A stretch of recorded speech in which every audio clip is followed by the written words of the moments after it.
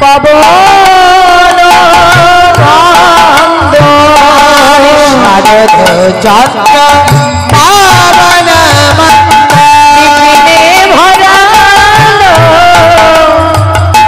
আজ কুসুম বন্ধনে বন্ধরে বন্ধরে বন্ধরে আরে কি বা শারদ চন্দ্র পাবন মন্দিরে ভরালো কুসুম বন্ধনে আহারে আহারে আহারে আহা ফুল মল্লিকা মালতে জ্যোতি ফুল মল্লিকা মালতে জ্যোতি ফুল মল্লিকা মালতে জ্যোতি ফুল মল্লিকা মালতে জ্যোতি। আচ্ছা মায়েরা বলুন তো, আজ শরৎকালে, আজ ভগবানের কৃপা পেয়ে শরৎকালের সব ফুল এক জায়গায় ফুটেছে।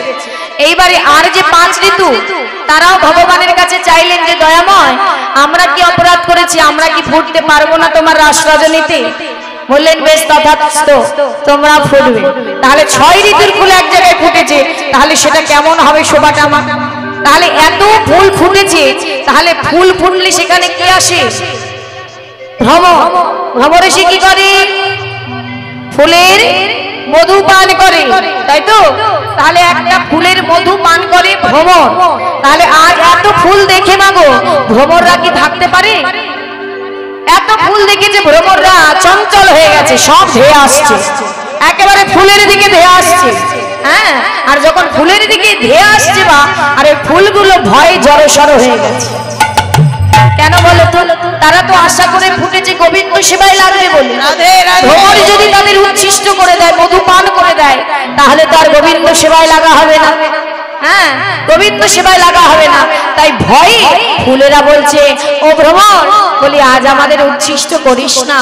বলি ওরে ভ্রমর তোরা কাছে আসিস না, ওরে ভ্রমরি তোরা কাছে আসিস না, তোরা যুগল চলো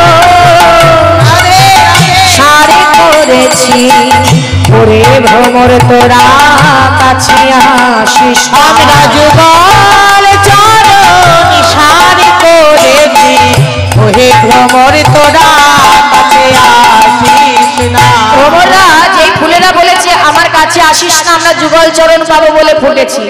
মাগো এটা শুধু লীলা নয়, আমাদের জগৎকেও শিক্ষা দিচ্ছে। এখানে আমরা এতজন বসে আছি, আমরাও কিন্তু এক একটি প্রস্ফুটিত ফুল, যারা ফুটেছি গোবিন্দ সেবায় লাগবো বলে।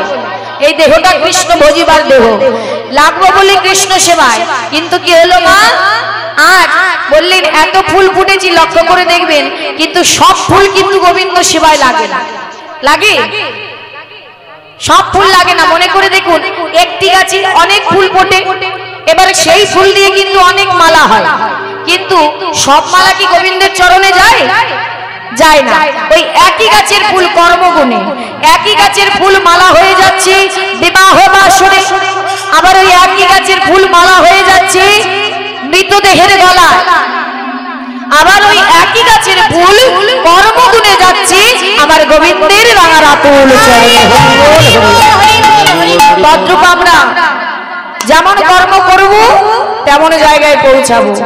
যদি কর্ম ভালো করি গোবিন্দের চরণ, আর কর্ম যদি খারাপ করি জমের দোয়া যারা আর।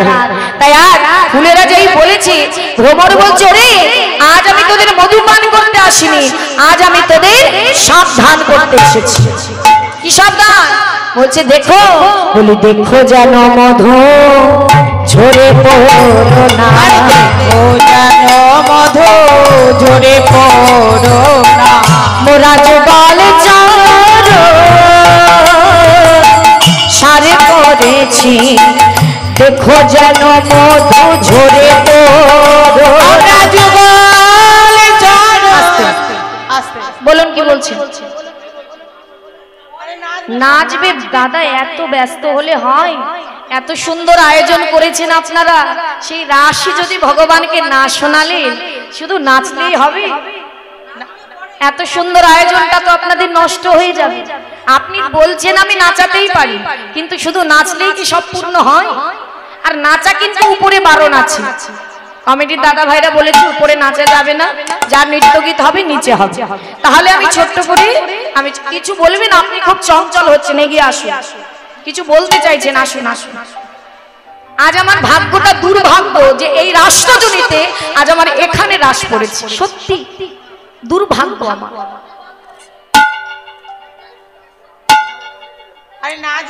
হ্যাঁ নাচবো নাচবো, কত নাচ দেখবে?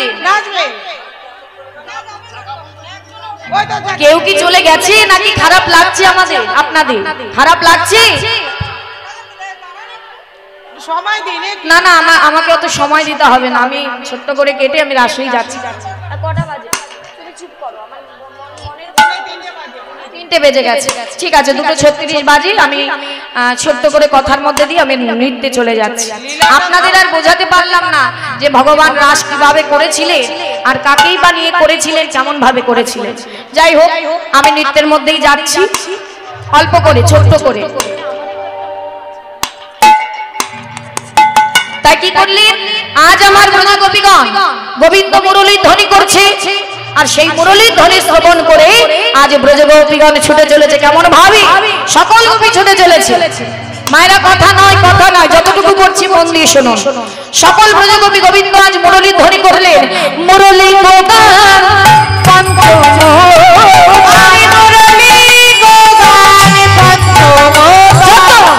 কুলবতী চিত চারণে, কুলবতী চিত চারণে, কুলবতী চিত চারণে, কুলবতী চিত চারণে, কুলবতী চিত চারণে, কুলবতী চিত চারণে।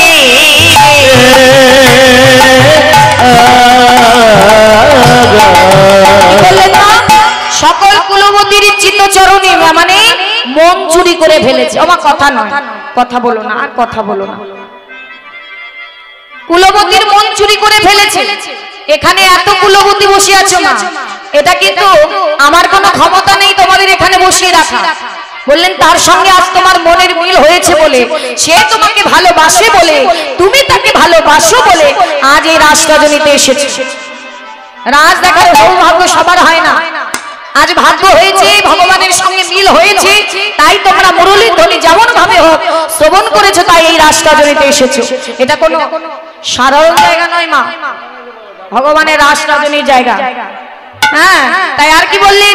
বলছে শোনো শোনো, আজ মুরলী বাজালেন আর শুনলো কারা? শোনালো গোপী, শোনালো গোপী, এ মহিরপি, শোনালো গোপী প্রেম বিরতে, মনহি মনহি আপন সপিরে, হরি মনহি মনহি আপন সপিরে, মনহি মনয়ে আপন সপেরে। রাস আজকে হবে না, রাজ করতে দেবে না, বুঝতে পেরেছি। আজ কি করলেন আপনারা? কি করেছেন গোবিন্দের চরণে? তারা মনে মনে প্রাণ সঁপে দিল, মনে প্রাণ সঁপে দিল, হে গোবিন্দ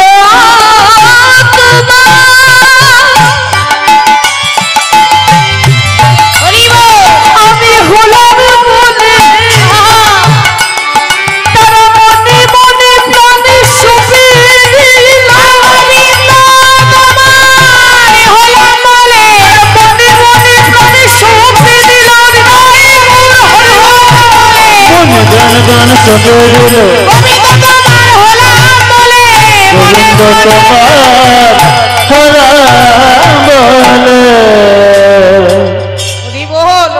তাই গোবিন্দ তোমার হলাম বলে মনে মনে প্রাণ সঁপে দিল। সকল গোপী ঘর থেকে বেরিয়ে ছুটতে ছুটতে চলে এলেন কোথায় মা? রাস রজনীতে।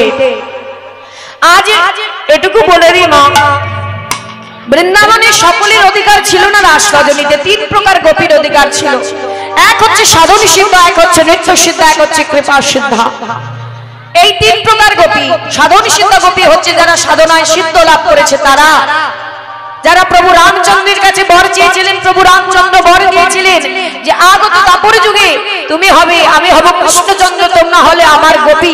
60,000 মুনি ঋষি তারা ছিলেন ব্রজগোপী, তাদের আশলীলা হয়েছিল তাদের সঙ্গে।